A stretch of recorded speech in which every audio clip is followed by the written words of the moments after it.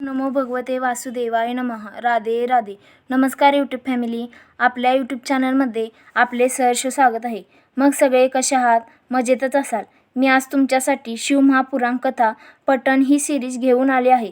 तरी पूर्ण व्हिडिओ पहा व व्हिडिओला लाईक व आपल्या यूट्यूब चॅनलला सबस्क्राईब करा व ही कथा ऐकल्याने तुम्हाला काय लाभ झाला तेही कमेंटमध्ये नक्की सांगा. शिवमहापुराण कथा अशी आहे की हे ऐकल्याने तुमचे सगळे पाप नष्ट होईल आणि तुमच्या संसारामध्ये पतीपत्नीमध्ये अधिक प्रेम वाढेल, सुख समाधान लाभेल. तुम्हाला चारी बाजूने शुभ समाचार कानावर ऐकायला पडतील. अध्याय 10. ब्रह्मा आणि विष्णू यांचा सुखसंवाद. ब्रह्मदेव नारदांना म्हणाले, हे मुने, कामदेवांचे सर्व प्रयत्न व्यर्थ गेले. त्यामुळे माझा अहंकार नाहीसा झाला. काय करावे हेच मला समजेना.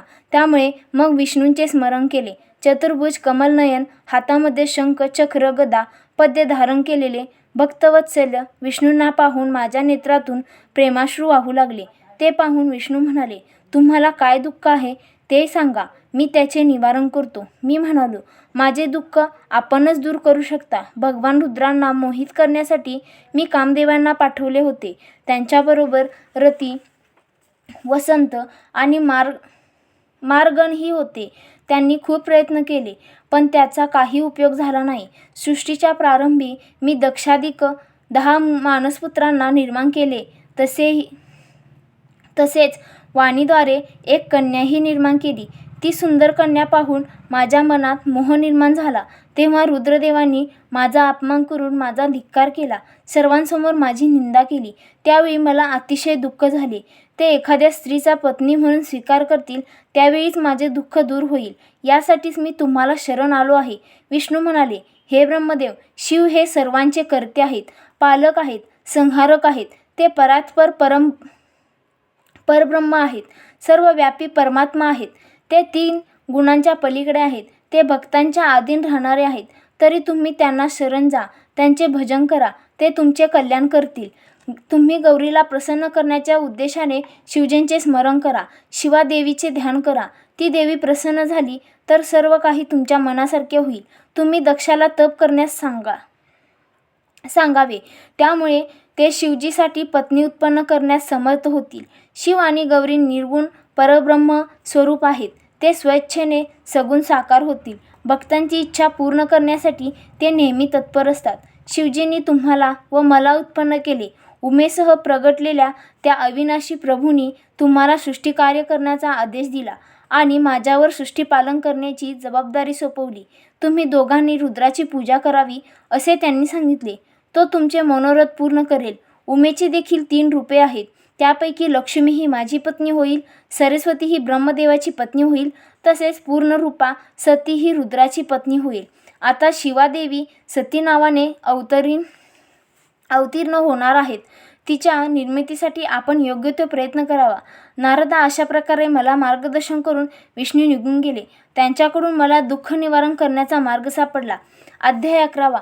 भगवतीला ब्रह्मदेवाची मनोभावे प्रार्थना. नारद ब्रह्मदेवाला म्हणाले, भगवान श्रीहरी स्वस्थानी निघून गेल्यावर पुढे काय झाले ते आपण सांगावे. ब्रह्मदेव म्हणाले, नारदा, विष्णूंचे विचार श्रवण करून मी अहंकाररहित झालो. दुर्गेचे स्मरण करत तिची स्तुती करू लागलो. हे भगवती, सर्व ठिकाणी निवास करणारी आहेस, तुला माझा नमस्कार. तू परमानंद स्वरूप भक्तांचे रक्षण करणारी आहेस. माझ्या आर्तभक्तीने चंडिका माझ्यासमोर प्रगट झाली. ती सुंदरा, दिव्य आणि चतुर्भुज होती. तिचा रंग काजळासारखा होता. तिने विचारले, तुझी काय इच्छा आहे ती सांग, मी पूर्ण करू शकेन. मी म्हणालो, हे देवी, भगवान शिव हे रुद्र रूपाने कैलास पर्वतावर वास्तव करत आहेत. ते सदैव समाधी अवस्थेत असतात. ते महान योगी व ब्रह्मचारी आहेत. ते कोणत्याही स्त्रीची इच्छा करत नाहीत. यासाठी तू दक्षकन्येची सुंदर रूप धारण करून त्यांना वश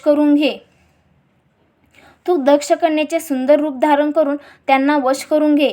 त्यांची पत्नी हो. जगाच्या हितासाठी तू रुद्रदेवांना मोहित कर. मी स्त्रीची अभिलाषा धरली, त्यामुळे त्यांनी माझी निंदा केली, माझा अपमान केला. त्यांच्या मनात स्त्रीची इच्छा निर्माण करणारी फक्त तू आहेस. तुझ्याशिवाय हे काम दुसऱ्या कोणाला करता येणार नाही. मदनाला मी पाठवले, पण त्याचा काही उपयोग झाला नाही. तू प्रधानाने शिवजींना गृहस्थाश्रमात प्रवेश करण्यास लाव. माझे हे विचार ऐकून जगदंबेला मोठे आश्चर्य वाटले. ती म्हणाली, आपण तर वेद जाणारे आहात, तर मग असे का बरे बोलता? शंकरांना मोहित करण्याची इच्छा का बरे धरता? शिवप्रभूंना मोहात पाडण्याचा काय बरे लाभ? शिवजी निर्गुण, सर्व प्रकारचे विकाररहित आणि ते परम स्वरूप आहेत. मी तर त्यांचे अधीन असून त्यांची दासी आहे. भक्तांच्या उद्धारासाठी रुद्ररूपाने प्रगटले आहे. ती म्हणाली, आपणास तर मी वचन दिले आहे आणि आता काय बरे करावे? मनोमन महादेवांचे स्मरण केले आणि ती म्हणाली, भगवान शिव हे माझ्याशिवाय कोणत्या स्त्रीला मोहात पडणार नाहीत. तसेच पत्नीचे ग्रहण न केल्यास उत्तम सृष्टी निर्माण होणार नाही. मी सतीचे रूप घेऊन त्यांची प्रिया होईल. मी दक्ष पत्नीच्या पोटी सती रूपाने उत्पन्न होईल. माझ्या लीलेने शंकरांना जिंकून घेईल. शुद्ध प्रेम भक्तीने मी त्यांना जिंकून घेईन. हे नारदा, असे वचन देऊन शिवा तेथून निघून गेली. अध्याय 12. देवीकडून दक्षाला मिळालेला वर. नारद ब्रह्मदेवाला म्हणाले, दक्षाने उत्तम व्रताचे पालन केले, कठोर तपश्चर्या केली आणि कोणता वर प्राप्त केला? देवी ही कशा प्रकारे दक्षाची कन्या झाली? ब्रह्मदेव म्हणाले, हा प्रसंग तू श्रद्धेने श्रवण कर. माझ्या आज्ञेने प्रजापती दक्ष क्षीरसागराच्या उत्तर तीरावर गेला. तिथे त्याने जगदंबेचे स्मरण केले. तीच महादेवी कन्या रूपाने आपल्या पोटी जन्माला यावी म्हणून तपश्चर्येस प्रारंभ केला. जंगलातील पाने, जल व वायू भक्षण करून कठोर साधना केली. त्यामुळे त्यांच्यासमोर भगवती प्रकटली. मनोहर रूपाने, प्रसन्न वदनाने ती प्रकट झाली होती. तिने आपल्या 4 भुजामध्ये 4 खड्ग धारण केले होते. नीलकमल, वरद आणि अभय या मुद्रा होत्या. नेत्र आरक्त होते. तिचे केस अत्यंत शोभून दिसत होते. तिच्या चेहऱ्याभोवती दिव्य तेज पसरले होते. दक्षाने नमस्कार केला. हे जगन्माता, तुला नमस्कार असो. हे महेश्वरी, तू मला दर्शन दिलेस, ही माझ्यावर फार मोठी कृपा केली आहेस. तुला माझा नमस्कार. स्तुतिवचने ऐकून शिवा म्हणाली, हे दक्षा, तुझ्या भक्तीने मी प्रसन्न झाले आहे. आता तुला हवा तो वर माग. हे ऐकून दक्ष म्हणाला, हे देवी, भगवान शिव रुद्ररूपाने ब्रह्मदेवाचे पुत्र म्हणून अवतीर्ण झाले आहोत. ते शिवजींचे पूर्ण अवतार आहेत. तुझा अवतार झाला नाही तर त्यांची पत्नी कोण होईल? माझे असे मागणे आहे की तू माझ्या कन्येच्या रूपाने प्रकट व्हावे व त्यांची पत्नी व्हावे. जगाच्या हितासाठी हे मागणे मी मागत आहे. दक्षाचे मनोगत ऐकून देवी प्रसन्नतेने हसली आणि म्हणाली, हे प्रजापती, तुझ्या भक्तीने मी प्रसन्न आहे. तुझ्या पत्नीच्या पोटी अवतार घेऊन मी तुझी होईन आणि अतिशय खडतर अशी साधना करेन. मी शंकरांना प्रसन्न करून घेईन. पत्नी म्हणून ते माझे स्वीकार करतील. भगवतीने दक्षाला वर दिला.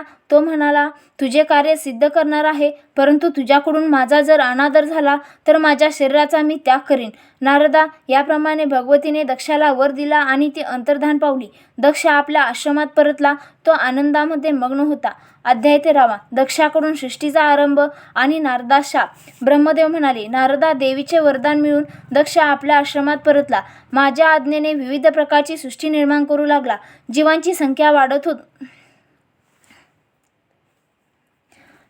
संख्या वाढत नाही म्हणून तो चिंता करू लागला. मी म्हणालो, दक्षा, माझे विचार ऐकून घे. प्रजापती पंचजनांच्या अंगापासून निर्माण झालेली आसिवनी नावाची जी कन्या आहे, तिचा तू पत्नी म्हणून स्वीकार कर. तिच्यामुळे तुझी प्रजा वाढेल. तिच्या गर्भातून अनेक संतती निर्माण होऊ शकतील. नारदा, माझे विचार दक्षाने समजून घेतले. दक्षाने आसवनी नावाच्या मुलीशी विवाह केला. तिच्या सानिध्यात राहून संतती वाढू लागली. सर्व पुत्र हे धर्माचे आचरण करणारे होते. मातृपितृ भक्त होते. धर्मशास्त्राचा त्यांनी अभ्यास केला आणि त्याप्रमाणे आचरण करू लागले. दक्षाने मुले मोठी झाल्यावर त्यांना प्रजावृद्धी करण्यास सांगितले. मुले सिंधू नदी ज्या ठिकाणी सागराला मिळते त्या ठिकाणी नारायण सरोवर आहे, तेथे गेली. त्यांनी पवित्र जलात स्नान केले. त्यामुळे त्यांचे अंतःकरण शुद्ध झाले. प्रजावृद्धी व्हावी म्हणून तेथे त्यांनी कठोर तपश्चर्या करण्यास प्रारंभ केला. बराच काळ गेला, परंतु आपले मुले आली नाहीत म्हणून दक्ष चिंताक्रांत झाला. त्यांच्या मनात अनेक प्रकारचे विचार येऊ लागले. त्यांनी चौकशी केली तेव्हा त्यांना असे कळले की नारदांच्या उपदेशाप्रमाणे ते अशा मार्गाला गेले आहेत की जेथून परत येणे शक्य नाही. त्यामुळे मी त्या मुलांकडे गेलो. विविध प्रकारे त्यांना समजावून सांगितले व त्यांचे सांत्वन केले. दक्षाला पुन्हा पुत्र झाले. पितृ आज्ञेने ते देखील नारायण सरोवरावर तपश्चर्यासाठी गेले. तेथे त्यांनी कठोर साधना करावयास सुरुवात केली. प्रपंचात पदार्पण करण्याची त्यांची इच्छा नाहीशी झाली. त्यांनी निवृत्ती मार्गाचा स्वीकार केला. हे वृत्त दक्षाला समजताच त्यांना अतिशय दुःख झाले. नारदामुळे हे घडले याची जाणीव झाली. देव, ऋषी आणि पितरांच्या तीन ऋणांपैकी मुक्त न होता माताश्री पिताश्रींचा त्याग करून मोक्षप्राप्तीसाठी ते घरातून निघून गेले. नारदा, यासाठी मी तुम्हाला शाप देतो की तुम्ही कधीही एके ठिकाणी थांबू शकणार नाही. तुम्हाला सदैव फिरावे लागेल. नारदा, तुला दक्षाने शाप दिला. तू शांतपणे त्याचा स्वीकार केलास. अध्याय 14. मंगलमय वातावरणात दक्षाच्या घरी उमेचा जन्म. ब्रह्मदेव नारदांना म्हणाले, नारदा, दक्षाने तुला शाप दिला हे समजताच मी त्वरित तेथे आलो. मी अनेक प्रकारे समजावले, त्यांचे सांत्वन केले. नारदा, हा तुझा बंधू आहे, ज्येष्ठ सुपुत्र आहे असे सांगितले. दोघांमध्ये प्रेम निर्माण करून मी स्वस्थानी परत आलो. काही दिवसांनी दक्षाच्या घरी मुली निर्माण झाल्या. मुली उपवर झाल्यावर त्यांचा विवाह करून दिला. हळूहळू प्रजा वाढत चालली. अनेक पुत्रही निर्माण झाले. दक्षाने व त्यांच्या पत्नीने मनोमन जगदंबेचे ध्यान केल्यानंतर, मनोभावे स्तुती केल्यानंतर भगवती शिवा अतिशय संतुष्ट झाल्या. तिने दक्ष पत्नीच्या पोटी जन्म घेण्याचे निश्चित केले. साक्षात भगवती आपल्या घरी जन्म घेणार या भावनेने दक्षाची पत्नी अतिशय आनंदित झाली. जन्मापूर्वीचे 3 संस्कार करण्यात आले. त्यावेळी अनेक देवदेवता उपस्थित होत्या. त्यांनी मंगल आशीर्वाद दिले. जगदंबेची अपार स्तुती केली. लोकांच्या कल्याणासाठी अवतीर्ण होणाऱ्या शिवादेवीला वारंवार नमस्कार केला. दक्ष आणि आसिवनी स्तुती करून देवदेवता आपल्या स्थानी निघून गेल्या.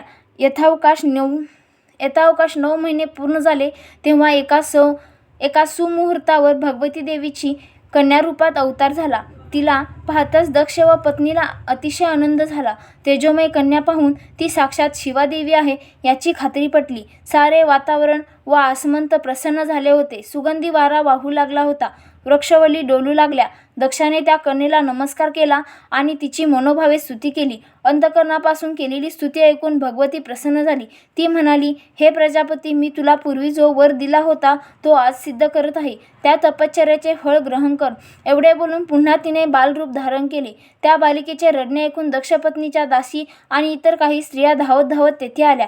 त्या बालिकेचे अलौकिक तेजोमय रूप पाहून सर्वांना अतिशय आनंद झाला. नगरातील लोकांनी मोठा आनंदोत्सव साजरा केला. मंगलमय गाणी सादर करण्यात आली. अनेक सुमधुर वाद्ये वाजू लागली. सर्वत्र मंगल वातावरण पसरले. दक्षाने गुरुजींना बोलावून विधीपूर्वक सर्व कुलाचार संपन्न केले. दान धर्म केला. दक्षाने श्रीहरीच्या आज्ञेने त्या कन्येचे नाव उमा असे ठेवले. नामकरण समारंभामध्ये अनेकांचा सहभाग होता. जवळचे लोक तिला अनेक नावांनी हाक मारत होते आणि आपल्या हृदयातील सद्भावना प्रकट करत होते. आई वडिलांनी तिचे उत्तम प्रकारे पालनपोषण केले. ती खेळताना शंकराची प्रतिमा तयार करीत होती आणि त्या प्रतिमेच्या भक्तीत रंगून जात होती. अध्याय 15. सतीची कठोर तपश्चर्या. ब्रह्मदेव नारदांना म्हणाले, हे मुने, एके दिवशी आपण दोघं प्रजापतीच्या घरी गेलो. त्यावेळी सती पिताच्या मांडीवरती विराजमान झाली होती. दक्षाने आपणास नमस्कार केला. सतीनेही आपणास नमस्कार केला. आपण तिला सांगितले की जगदीश्वर शिवजी तुझे पती होतील. तू सदैव त्यांचीच पत्नी म्हणून राहशील. माझे विचार ऐकून दक्षाला अतिशय आनंद झाला. त्याच्या मनातील चिंता नाहीशी झाली. हळूहळू सतीचे वय वाढू लागले. वाढत्या वयाबरोबर तिचे सौंदर्यही फुलू लागले. सतीने मनोमन शंकरांनाच वरले होते.